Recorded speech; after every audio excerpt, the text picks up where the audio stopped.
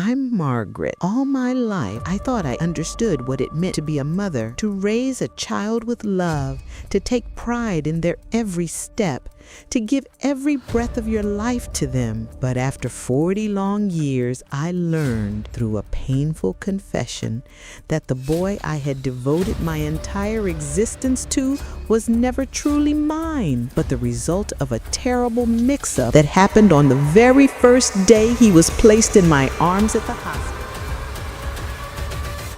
When I married my late husband, Richard, I was the happiest woman alive.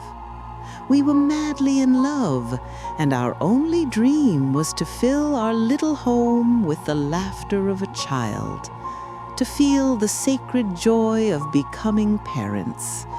But that long-awaited blessing never came. Years went by, and my longing to be a mother slowly turned into despair, pressing on my heart like a heavy stone. Then, just when we had lost all hope, a miracle happened. I found out I was pregnant. Those 9 months were the most beautiful and thrilling time of my life. Richard and I spent every day dreaming about the baby's arrival, preparing the nursery, and arguing playfully about names. That child was not just a son to us, he was the living answer to years of patience and prayer. When my contractions began on the coldest, stormiest winter night of that year, I was overcome by both excitement and fear. By the time we reached the hospital, chaos ruled the corridors. Nurses running back and forth, anxious voices echoing everywhere. I had no idea that night's confusion would change my life forever. Inside the delivery ward, everything was in turmoil. The power kept flickering because of the storm. The hum of the generator mixed with cries and shouts. And while I was consumed by the dream of finally holding my long-awaited child, I was utterly alone, caught between unbearable pain and a terrible negligence no one seemed to notice. After endless hours of labor, I finally heard a baby's cry. In that instant, every ounce of pain vanished. That fragile sound was the most beautiful melody I had ever heard, and all I could do was weep with gratitude for the miracle life had given me. As exhaustion pulled my eyelids shut, I noticed the commotion around me never stopped. I later learned that another woman had given birth at almost the same moment, and in that storm-stricken night, amid the shortage of staff and rising panic, the foundation for the greatest tragedy of our lives was laid. When a weary nurse finally placed a tiny bundle in my arms, I gazed at the newborn's face, and the pure love I felt at that moment rooted itself deep in my heart. I had no doubt that this child was of my own blood and body. When Richard entered the room, his joy lit up every corner. We held our son together and named him Michael. Neither of us could have imagined that on that stormy night, the story of our family had become irreversibly intertwined with the life of another. From the very first day we brought Michael home to our modest little house, it was as if the sun itself had moved in with us. Every smile of his was worth a lifetime to me. Sleepless nights, saving the best bite for him, devoting my whole existence to that tiny being, I counted it all as a blessing. As he grew older, his golden hair and light-colored eyes, so unlike either mine or Richard's, always stirred curiosity among our neighbors. But Richard and I would only laugh and say, as long as he takes after us in heart, that's all that matters. He's a part of us. We loved him with a bond far stronger than blood. My late husband cherished Michael deeply. He worked tirelessly to make sure our son received a good education and never went without. Providing him with a secure future became our shared purpose, and for that, we were willing to sacrifice anything. Perhaps because of all that love, Michael grew into a rather willful child, quick to sulk when things didn't go his way. We brushed off his temper, saying, "He's clever, just spirited. Let's not jinx it." In our efforts to protect him, we failed to see the seeds of selfishness quietly taking root in his nature. That picture-perfect family life shattered the day Richard was taken from us by a cruel, sudden illness. It was the greatest loss of my life.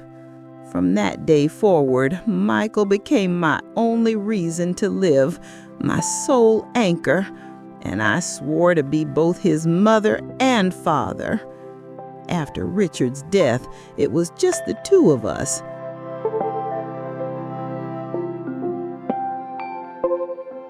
I worked myself to the bone so that Michael would never feel the absence of his father, so he wouldn't be left behind by his friends.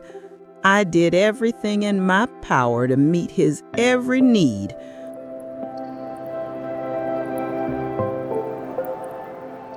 But the more I gave, the more he asked. My only dream was to see him study at a good university and become a great man.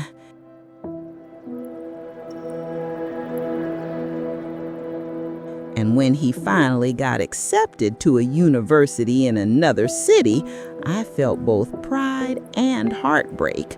Pride for his achievement, pain for his leaving. Still, I swallowed my tears and told myself that's what children do. They grow up, they find their own way.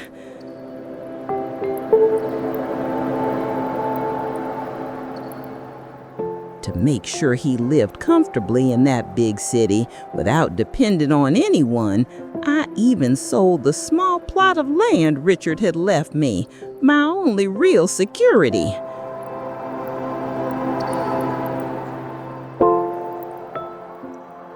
Every penny went to his tuition, rent, and endless requests for pocket money.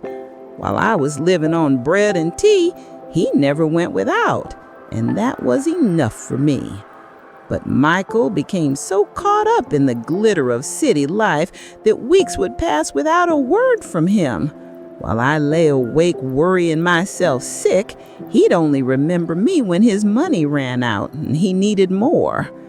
Each time it broke my heart a little more. When he finally finished university and came back home, I was overjoyed, but my happiness didn't last.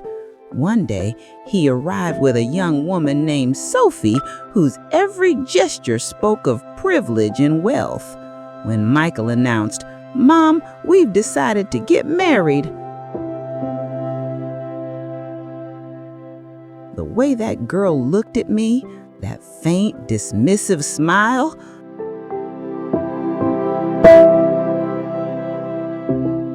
I knew in my bones it was an omen of pain yet to come. I stayed silent when my son wanted to marry that girl. I didn't want to stand in the way of his happiness. I even sold whatever I had and tried to support them. But it quickly became clear that Sophie didn't care about any of my sacrifices. In her eyes, I was nothing more than a burden on her husband's shoulders, an old piece of furniture that didn't suit their lavish life, and she made that feeling known at every opportunity. Michael got so swept up in his wife's wealth and the glittering life she offered that he seemed to forget, in an instant, all the years I had poured into raising him. He stopped being the respectful son I had brought up, even in poverty, and turned into a selfish stranger, a puppet of his wife. Not long after the wedding, Sophie began to insult the little house that Richard and I had worked for, and that was the first drop that made the cup overflow. She would sneer, "I can't stay in a place that looks like a council house. My friends would laugh at me." And day after day she nagged Michael to sell it. Whenever Michael couldn't keep up with his wife's endless luxury spending, he would come straight to me and without shame ask me for money. I had already sold my only asset to pay for his education, and now they had their eyes on the few pension pennies I had left, so Sophie could buy new shoes. It was devastating. One holiday morning, while all the relatives were gathered, Sophie shouted across the room, "Michael, tell your mother to stop dressing like she shops at charity shops. It drags down your status." I wanted the earth to swallow me. But what truly broke me was not only the insult, it was that my son, instead of defending his mother, simply turned his head away. When the guests left and I returned home, the shame I felt wasn't just from Sophie's words. It was the shame of being abandoned by my child among those people, of his inability to utter 2 words to protect his mother's honor. I had not raised him to be ungrateful. I had never taught him that money mattered more than family. A few days later, I summoned the courage to call him, and with a trembling voice asked, "My son, how could you stay silent when your wife hurt me like that?" His answer destroyed me anew.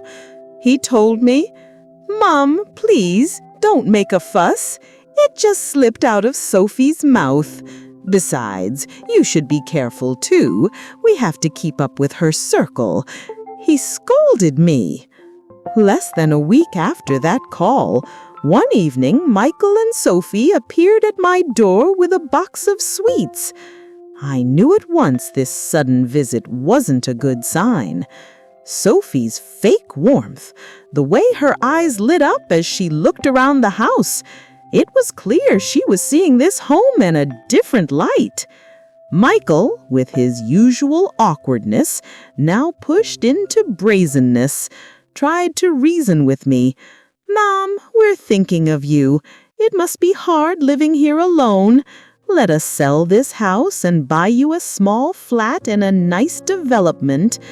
I could see through them. Their real intention was the money tied up in this property.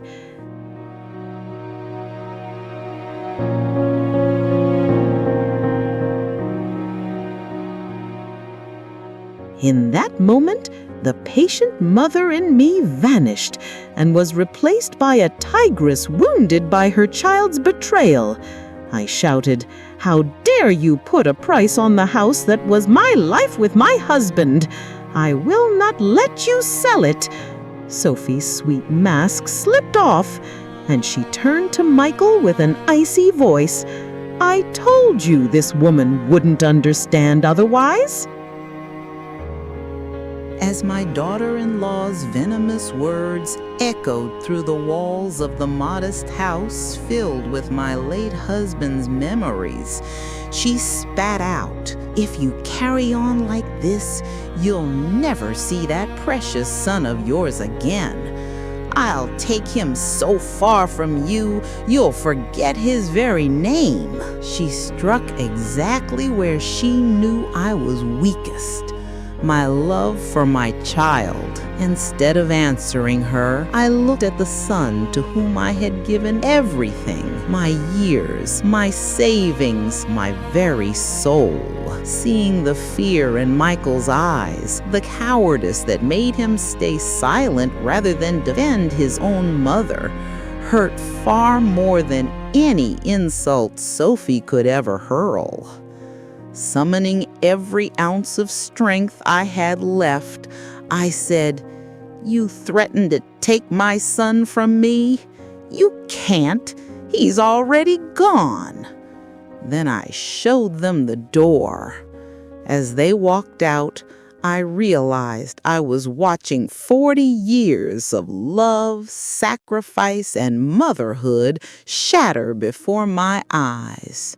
My son had chosen greed and pride over his own mother. From that day on, a heavy silence settled over my home. Michael, swayed entirely by his wife, cut me out of his life. He never called, never asked if I was well. I knew this silence was my punishment, their way of teaching me a lesson for refusing to sell my home, of trying to break me through loneliness. That cruel isolation went on for months, until one day I saw two men in suits outside, measuring my garden wall. It hit me like ice in my veins. My son and daughter-in-law were preparing to sell my house behind my back, as if I were already dead. What had begun as persuasion had now turned into coercion. Panicking,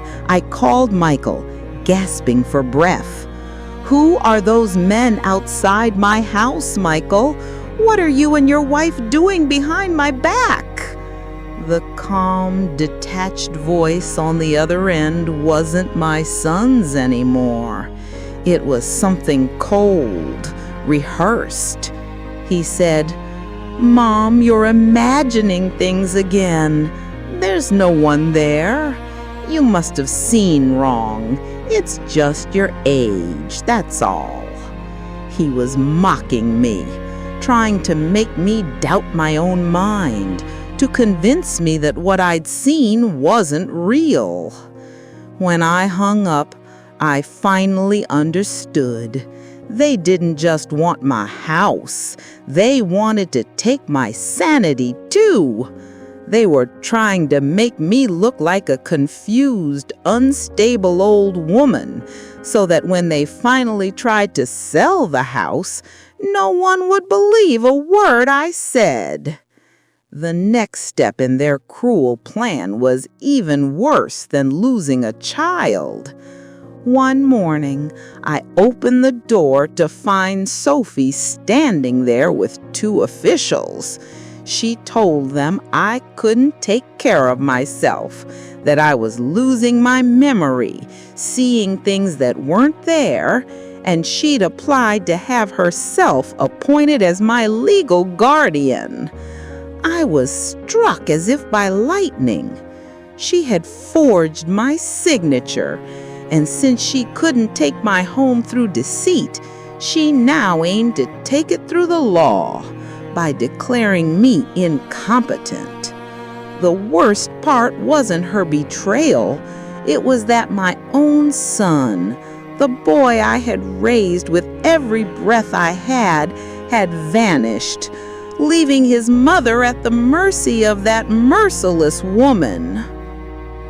Those strangers sat in my living room, on my armchair, asking me my name, my address, and what year it was, while I struggled inside the nightmare my own son had built around me. Every calm, reasonable answer I gave to prove my sanity was instantly twisted into nonsense by Sophie's poisonous lies. "Oh, you see her now and she seems fine," she told them sweetly. "But last night she was talking to her dead husband again." I kept glancing at the door, praying that my son would walk in at any moment and say, "Stop, that's my mother. What do you think you're doing?" But he never came. And what shattered me most wasn't the officials questions. It was knowing that Michael hadn't just allowed this to happen. He was the one who had planned it all. One of the officials, clearly echoing Sophie's coaching, said, "Mrs. Margaret, your neighbors claim you've been talking to yourself lately, and that you've left the stove on a few times, putting the house at risk." At that moment, I realized with horror that an entire web of lies had been spun, not just to take my home, but to take my mind as well. When I saw I had nothing left to lose, I cried out as loudly as I could, "She's lying! Every word of it! She wants to sell my home, my husband's memory, and claim it for herself. She's the one who needs her sanity questioned, not me." But my desperate honesty only served as proof of my supposed illness in their eyes. Sophie dealt her final blow, sighing dramatically. "You see? This is what she does. She has these outbursts. We're afraid she might hurt herself."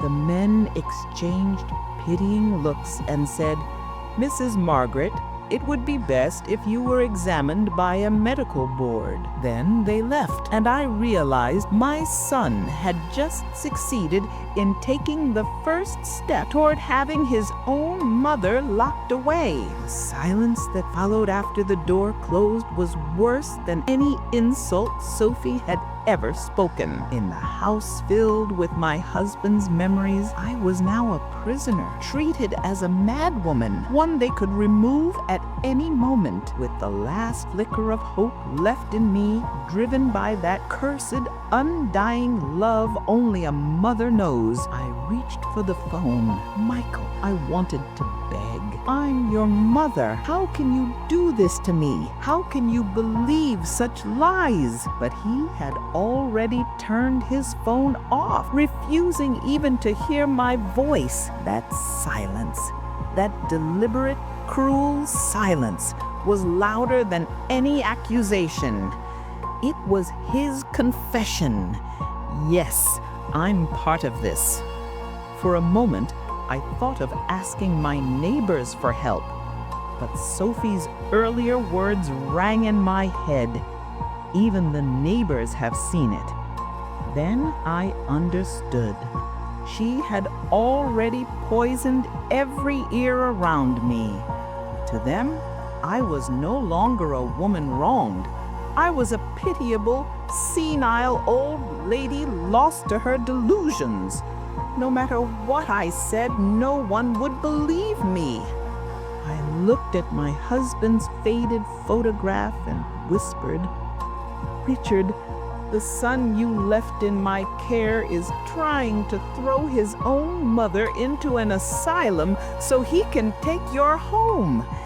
If only you were here to see this disgrace." I could feel, down to my bones, how utterly powerless I was without him. But just as I reached the lowest point of despair, something stirred inside me. A quiet, stubborn spark. I realized I could not let them destroy me so easily. They wanted to use the law, then I would use the law to defend myself. I didn't yet know how or with whom, but in that suffocating darkness, I began to search for the smallest glimmer of light.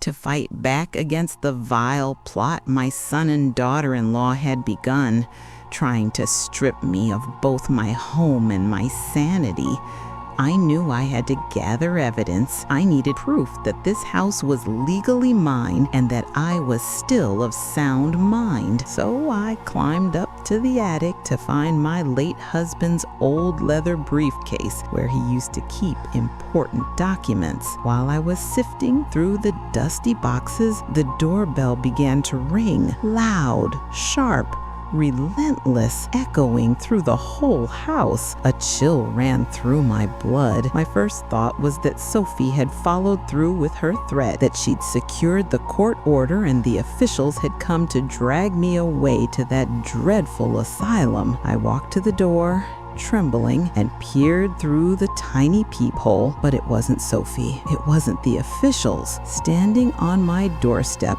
was an elderly woman I had never seen before. Frail, breathless, gripping her walking stick to stay upright. Her face was lined not just with age, but with guilt. There was an urgency in her eyes, the look of someone who had come to unburden a terrible secret. "Are you Mrs. Margaret?" she whispered, her voice shaking.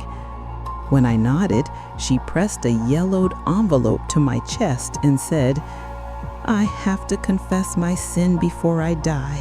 Please forgive me. It was I who ruined your life that stormy night." Before I could even stammer, "What are you talking about? Which night? Who are you?" She turned away and disappeared down the street, and I stood frozen in the doorway, clutching an envelope that seemed to hum with 40 years of buried guilt, holding it like a ghost. Still reeling from my son's betrayal, and now faced with a confession I didn't understand. For minutes, I just stared after her, my mind spinning. That stormy night, I ruined your life. The words circled in my head, heavy and unreal. While I was drowning in my son's deceit, the past had risen from its grave to bring me a new torment. I was afraid to open the envelope.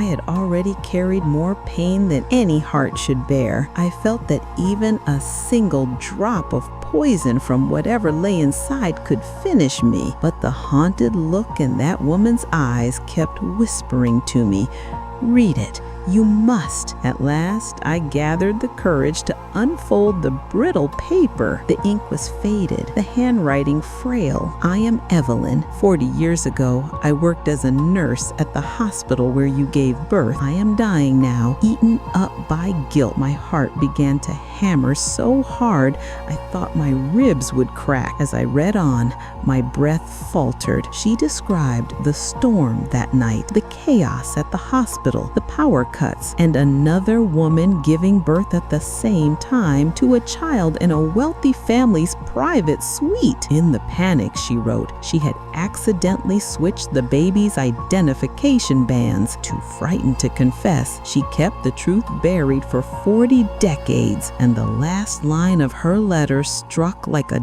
death sentence. "Mrs. Margaret, the fair-haired, blue-eyed baby I placed in your arms that night was not your child. Your real son was given to the wealthy family." In that instant, I realized the boy I had loved, raised, sacrificed everything for, the one now trying to throw me out of my own home, had never been my child at all.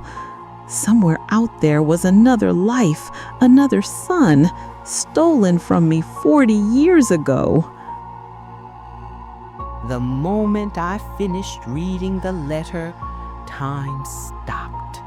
My mind refused to accept the horror written between those faded lines. A voice inside me kept whispering that this must be another one of Sophie's cruel tricks, a calculated lie to push me over the edge, to make me lose whatever remained of my sanity.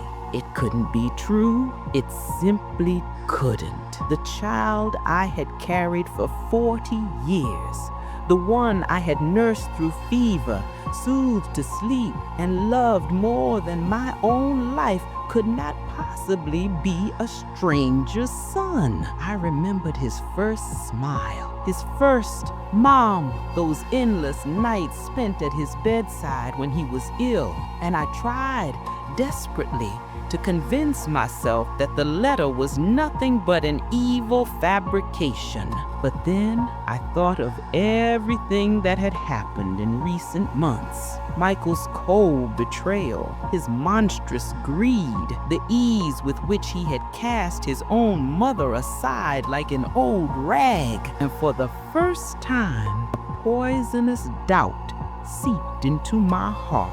Was he capable of such cruelty because he wasn't truly my flesh and blood? There are no words for the pain I felt in that moment, because I was mourning not only the son I had raised, who had betrayed me so cruelly, but also the one I had lost before I ever had the chance to hold him. My real child, my own blood, had been stolen from me that stormy night and raised by strangers in a life of comfort that was never meant for him. Even after everything Michael had done, I found myself thinking of the other baby the nurse had mentioned. My real son. Where was he now? Who was he? What kind of life had he lived? My mind, battered by Sophie's threats and Michael's betrayal, clung to one clear purpose. I had to find him. But reality pressed down hard. The world outside my door had become dangerous, a place where even stepping outside could be twisted into evidence of instability. If Sophie and Michael were trying to have me declared unfit, I couldn't risk playing into their hands. Turned the letter over and over again, trying to see it for what it was. A forgery, a trap, anything but the truth. Yet the faded ink, the trembling handwriting, and the haunted guilt on that old woman's face screamed that it was real. My life, every memory, every sacrifice, every heartbeat had been built on a lie. And suddenly, Michael's cruelty made a different kind of sense. He never felt full of blood, never known that unspoken bond between mother and child. He wasn't mine. And the moment that truth settled in, even the last flicker of maternal love I felt for him turned to cold distance. The house, the deed, the inheritance, none of it mattered anymore. I had one purpose left: to find the son who had been stolen from me, the child of my own blood, and to hold him once, just once, before I died. But to do that, I had to escape this prison first. Just as I reached for my coat, determined to find that nurse no matter the risk, a thunderous pounding shook my front door. I froze. Peering through the peephole, I saw Sophie's triumphant smile, Michael's defeated posture beside her, and two uniformed police officers standing behind them.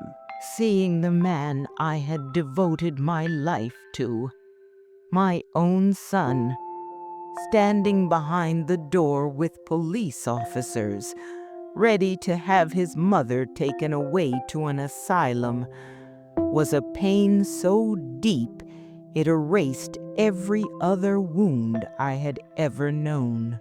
The only thought echoing in my mind was the letter, that confession clutched against my chest. If Sophie ever got her hands on it, I would lose the only proof of truth I had left, the only chance to find my real son. When I opened the door, that serpent of a daughter-in-law immediately broke into her rehearsed tears. "Officers, please, you can see her state," she sobbed.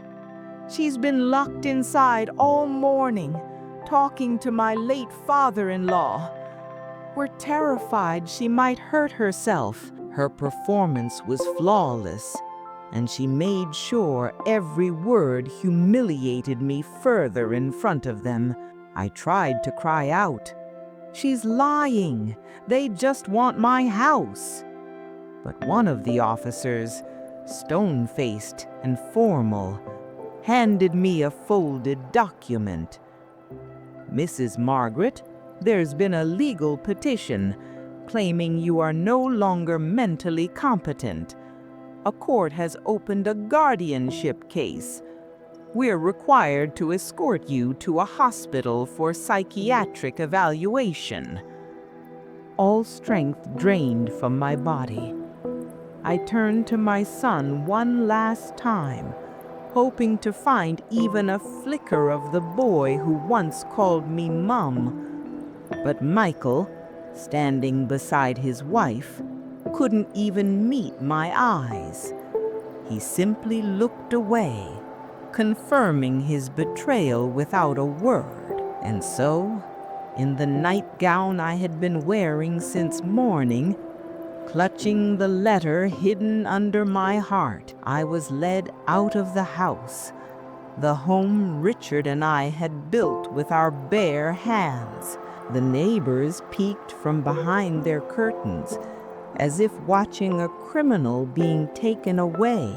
Behind me, Sophie stood smiling triumphantly on my doorstep, as though she already owned the place. Inside the police car, surrounded by cold metal and shame, I felt no pain anymore, only an unbearable emptiness. The son I had raised had condemned me to madness, and I was being dragged from my home like something dangerous. My trembling hands clutched the letter tighter. That fragile paper was the only truth I had left, my single thread of hope. When they brought me to the state hospital and led me through the door marked psychiatric ward, the sharp scent of disinfectant and the hollow murmurs in the corridors hit me like a wave. This was Sophie's hell, and she had succeeded in throwing me into it. I was no longer Mrs. Margaret, a mother or a widow. I was now a patient, officially branded insane by my own child's lies. In the cold, damp room they placed me in, a nurse tried to remove my nightgown and dress me in one of those humiliating hospital uniforms. But I screamed and fought, terrified she would find the letter hidden against my chest. "Don't touch me! I'm not mad!" I cried, but to them, my resistance was only further evidence of delusion. In the cold, damp room they placed me in, a young doctor sat across from me, his voice rehearsed and falsely gentle. "Mrs. Margaret, your son and daughter-in-law are very worried about you. They told us you've been seeing things that aren't there." That was the moment I realized how perfect Sophie's plan was. No matter how many times I said, "They're lying, they want my house," my words only seemed to strengthen the word paranoia scribbled in his file. Finally, the heavy iron door shut, and the sound of the key turning echoed through the room. I was trapped. Michael and Sophie had won. They had rid themselves of me. But there was one thing they didn't know. Pressed against my heart, that letter held not only proof of my innocence, but also the truth of a 40-year-old lie. A secret that would one day expose exactly whose blood truly ran in their veins. That first night in the hospital was the longest and darkest night of my life. The muffled cries from down the hall, the despair behind the locked doors, the hollow shuffle of footsteps, all of it whispered the same terrifying prophecy into my ears, that I too would end my days in this place, branded insane by my own son's betrayal, dying behind these cold walls as nothing more than a forgotten madwoman. When morning came, I couldn't bring myself to touch the bland meal they'd left on my tray. All I could think about was the letter. That single sheet of paper was the only thing keeping me alive, my last lifeline to the world outside, to the chance of finding my real son. If they took it from me, the thread connecting me to truth, to freedom, to myself, would be severed forever.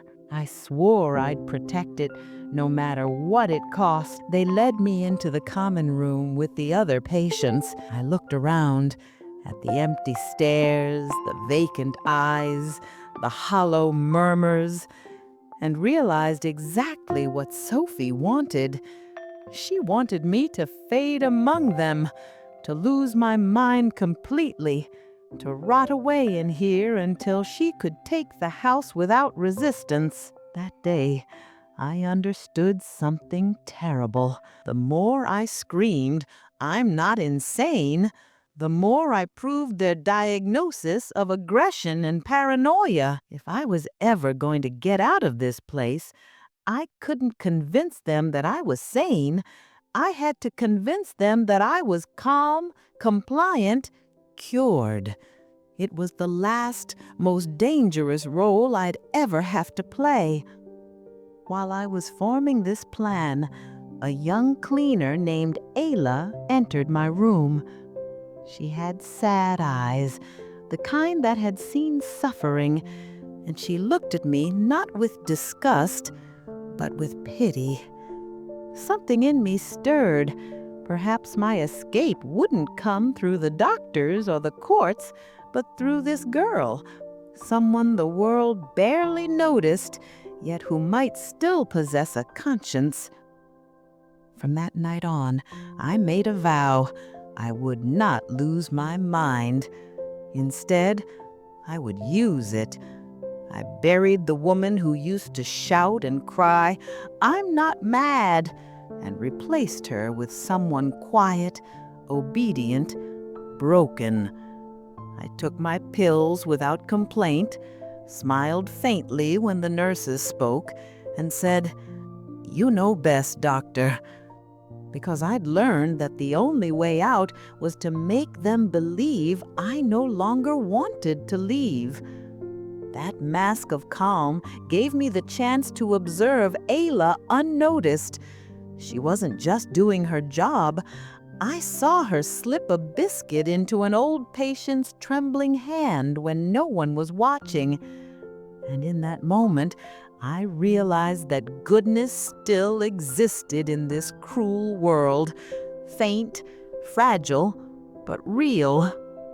When I finally spoke to the doctor to test my plan, I said gently, "I think I'm better now. I want to go home. I want to make peace with my son." He gave me the kind of sympathetic smile doctors are trained to give and said, "Mrs. Margaret, according to your file, your son, Mr. Michael, is your legal guardian now. We can't discharge you without his written consent." That was when I understood the trap in its full, monstrous perfection. My son had not just betrayed me, he had imprisoned me, and I knew he would never sign that paper. So when Ayla came to empty the bin later that day, and I noticed the corridor was empty, I knew it was my only chance. I went to her, my voice trembling. "My dear, I have no money to offer you, but for God's sake, help me." She looked around, frightened, and tried to step back, but I pulled from my chest the one thing I had left, the nurse's confession letter. Pressing it into her hands, I said, "I'm not mad. The man who put me here isn't even my real son. This letter proves everything. Please, take it to a lawyer. I'm begging you." And in that moment, I entrusted my life and the truth of 40 years to the trembling hands and fragile mercy of a stranger. When I saw the fear flicker in the young girl's eyes, I gripped her hand tightly and whispered, "I know, my dear, I know I'm asking the impossible, but I have no one else in this world but you." In that moment, as I looked into her trembling gaze, I wasn't reaching out to a cleaner. I was reaching out to another woman who, like me, had been battered by life and was still standing only through sheer will. In a single breath, I laid everything bare before her. The man who had me locked in here, the one I believed to be my son, declared me insane to steal my home. If you don't take this letter to a lawyer, I will die in these cold walls, branded a lunatic, and no one will ever know the truth. Just then, a nurse's voice echoed down the corridor. We both froze. Without a moment's hesitation, Isla slipped the letter into the pocket of her apron, grabbed her mop, and began cleaning the floor as if nothing had happened. In that instant, my 40-year-old secret, my entire life, was placed in the fragile hands and trembling conscience of a young hospital cleaner. Isla left the room without a word. She didn't promise anything, didn't even look back. When the door locked behind her, I was alone again, my heart pounding with both terror and the faint trembling hope that, for the first time, the truth might escape those walls. The next 48 hours were the longest of my life. Every creak in the corridor made me think the girl had been caught, that the letter had been found, that my last hope had been crushed. Each time footsteps stopped outside my door, I braced myself for the sting of another sedative ordered by Sophie. I lived suspended between dread and desperate prayer. On the morning of the third day, the iron door opened, but instead of nurses, a man in a dark suit stepped inside, carrying a briefcase, and behind him, I saw Isla. She didn't speak. She only gave me a tiny wink, a look that said, "We did it." The ice around my heart shattered. She hadn't been afraid. She hadn't thrown the letter away. That brave young girl had risked everything to save me. The man introduced himself as Mr. Martin, a solicitor. He explained that Isla had not only brought me my letter, but had also searched the old hospital archives and found an official statement, a confession written years ago by Nurse Evelyn, the same woman whose guilt had driven her to my door. It had been buried, covered up by the hospital administration. Now, at last, it was in his hands. That same day, Sophie and Michael, unaware of what had happened, came to the hospital to finalize the guardianship papers. But instead of a broken old woman, they were met by my lawyer and the evidence that exposed every one of their lies. The arrogant pride vanished from Sophie's face, replaced by the frozen terror of a cornered criminal. In that room, everything was revealed. Not only that Michael was never my biological son, but also that the accusations of madness were fabricated to steal my home.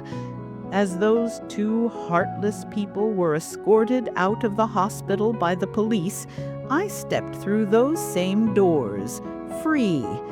Thanks to Isla's courage and my solicitor's diligence, I had walked out of that hell not as a patient, but as a woman reborn. The lie I had nurtured with love for 40 years was over, but my true story, the search for the wealthy family named in the letter and for the son who had been stolen from me, was only just beginning.